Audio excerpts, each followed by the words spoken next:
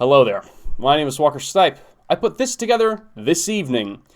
A lot of reasons. We're not going to get into them more than necessary because we don't have time. However, we want to be wary of straw men. What is truth? Post-modernism is the enemy of the world. 2 + 2 = 5 when it suits the party. Fake news, deep fakes, cabal of Satanists, yada, yada, yada. Let's empathize, all of you fucking cowards. All right, let's take a second. Let's step back for a goddamn second, and let's try and empathize with those who are not like us. We will start with the least controversial, which is Elon Musk, who's still controversial. Being correct, oh, I'm so correct, I'm truthful, and you're useless. Chadson takes all the money. He does things. China has got some issues, some real issues. However, they get the point of, hey, if 2 + 2 = 5 is good for China, fuck it, it equals 5. We don't give a shit. And robots, neural networks, we'll get into a smidge later, but they don't really necessarily care about truth. They're not even necessarily conscious of what that is. Note, this is different from traditional programming. This is artificial intelligence. All right. So let's start with an example. This is something I came up with because I'm dumb enough. You can use the word autistic. I don't give a fuck. I'm dumb enough to have to try and figure out this sort of shit. So 2 + 2 = 5. We are things in the world. We literally physically exist. We have brains. Maybe we have souls. Whatever. We have to find truth. It's not necessarily handed to us, and one could argue that it can't be handed to us. So let's do a little experiment with chocolate. These are chocolate balls covered in green foil, and because of the green screen, they look super funky. So we have 2 and 2. All right, so frame 1, we see 2, and we see 2. We add them together. Time passes. And what do we get? 5. Okay? I'm trying here. Okay, I'm trying. This is not supposed to be a magic trick. The point is that measurement is a process. It is a physical thing we do. So all the philosophical discussion stuff we're about to get into a little bit, it's great, it's useful, and much of the time it is true enough to be useful, and we can use it to get to, like, the fucking moon like we did in 1969. So, this is an example of not just the data lying, but the one who is giving you the data, the reality, the simulation. We get 2, we have 2 and 2, somehow, some way, we have 5. Are you following me? Whatever, just the point of the matter is that the reality you live in, whether that's literally reality or it is someone like me, the data source, is giving you false information. And again, we never can know if that source is trustworthy. That source being literal, physical reality, God, demons. We mentioned that at the end. All right, so I want to get into this because this is the kind of shit I'm into and I enjoy. So I think a lot of people would fly away and be like, we don't need to get into it. I want to get into it. I love this shit. Fuck with me, okay? Let's converse. Let's have a goddamn conversation. So, David Hume, very much a ladies' man. I'm sure he probably would go the way of the Cosby. Modern day, we would cancel like literally every historical figure. That's not what we're talking about. We're not talking about cancel culture. We're talking about truth. So, causality is fucked was like one of his main theses. The problem of induction. That just because this ball hits this ball, which causes this ball to move. This looks really cool. It does not mean that we can infer that this ball the problem of causation, caused this ball to move. It could have just moved of its own accord.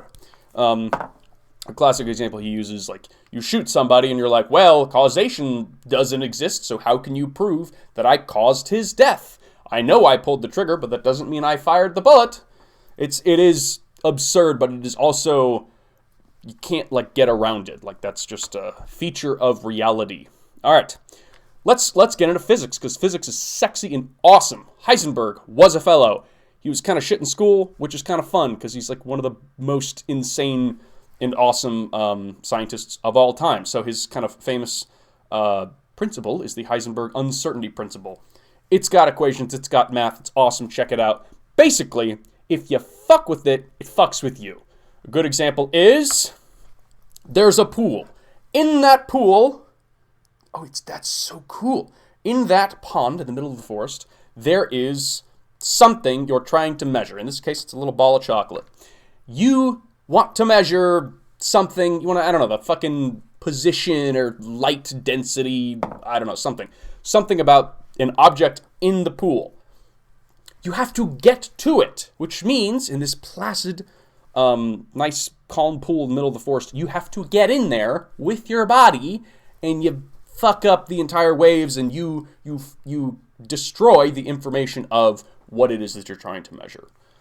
There are ways to handle this and whatever, but it's still, I'm considering it kind of more the philosophical truth value of things rather than just the math and statistics and engineering stuff.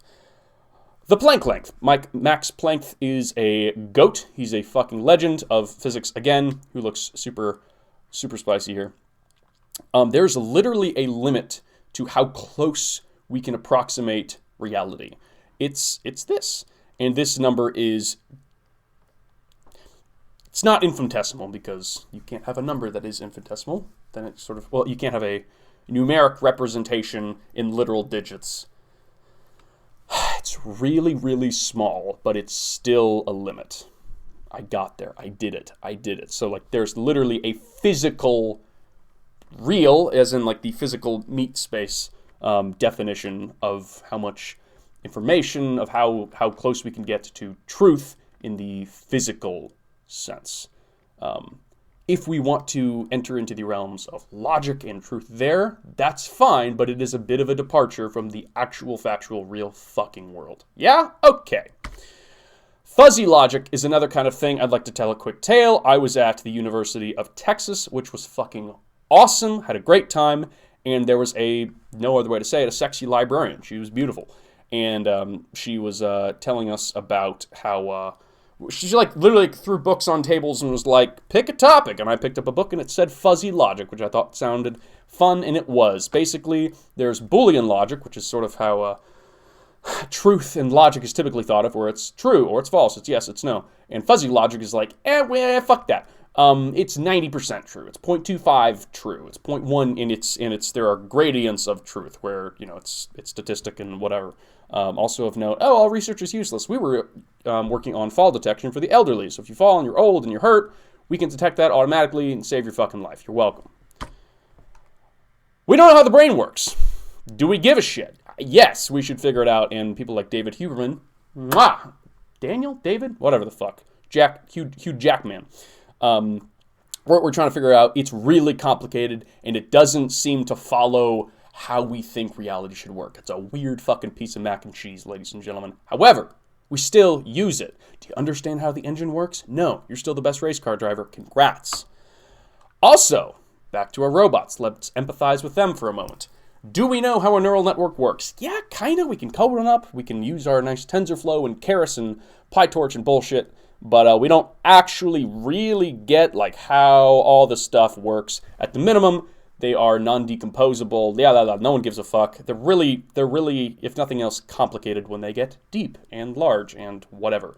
But we're still using them. They still make a lot of money. And if we figure it out, they will make humanity way better. If we figure it out. Learn to code. That's a dark corner of the internet, which I recommend you explore. The unmoved mover. Yes, philosophy. The hard-ons are real. So, buckets of problems with this. There are issues with it both theologically and sort of logically. But it's still useful to mention and fascinating. Kind of Aristotle was like, hey, what if you have, an unmoved mover, basically the start of things, the sort of logical beginning of all processes in the world. In the Christian context, this is literally God. In the beginning, bang, there was light and all that sort of thing. Kind of mention it, that it's there. It doesn't really change much. So, who do we have to blame for a lot of the kind of bullshit science, philosophy, what do you want to call it? Bad thinking.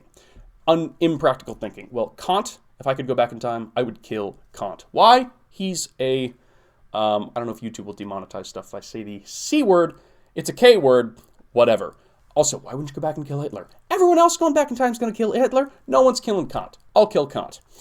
Anselm of Canterbury. No. Yes? I don't know. The philosopher, ontological arguments and this sort of thing. Check that out if you want to break your fucking brain. A priori? Nothing's a priori. Fundamentally. Like, you can't get to that point. We'll talk about Zeno's paradox at the very end. So yeah, and then who came along and was like, I got this shit. Let's get back in the realm of reason of the world we actually live in, not the phenomenological. It's been a while. I don't spend time on this stuff anymore. Enter Descartes. Enter Bayes. Kierkegaard too. So Descartes, the trying to do, I think that therefore I am, almost as a joke, and be like, see, this doesn't work, but I don't want to get killed by the Catholic Church. And then the Descartes Demon, we'll mention at the end. Bayesian statistics, mwah, perfect. Yes. Kierkegaard, leap of faith. That's all we can ever do is make a leap of faith. It is a leap, okay? Back to our measurement thing. Everything is in frames. Continuity is a myth in the real world. Planck length. So, Kierkegaard has our only option, which is to take a leap. Inference. Thank you. We will make a quick exception for John Conway and other math people. Like, if you're dealing with pure logic, if you're dealing with pure reason and critiquing it and that sort of thing, you can be a Platonist. That's fine. Pretty much everyone else, get off your ass. So, on that point, there's a clip I might use, I might not. Do something useful. We're so, it's true, it's false, it's misinformation, it's a deep fake. Fuck off. Shut the fuck up and do something with your life. Do something. We are going extinct. Did I mention that there's a genocide? Did I mention that? Did I mention it? What do you do? I don't know. I don't know who you are. I don't know your skill sets. I don't know what your skill sets could become. Okay? I can't be a waiter. It's my first job. I got fired.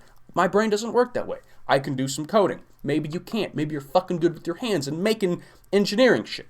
I don't know. I do know R.G. Letourneau was very good with his hands in engineering and helped kill the Nazis.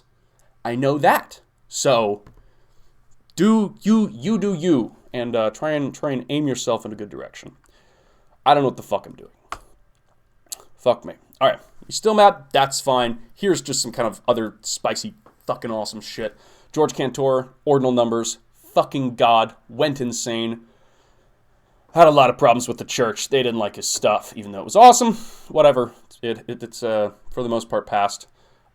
He hated infinitesimals, calling them an abomination and a cholera bacillus of mathematics.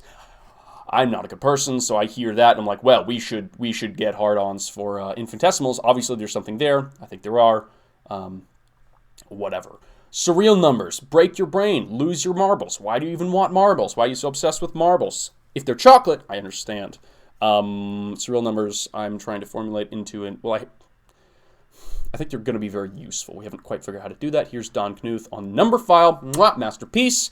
Talking about them. Check it out. Fake news is irrefutably the substrate of our existence. Sleep tight.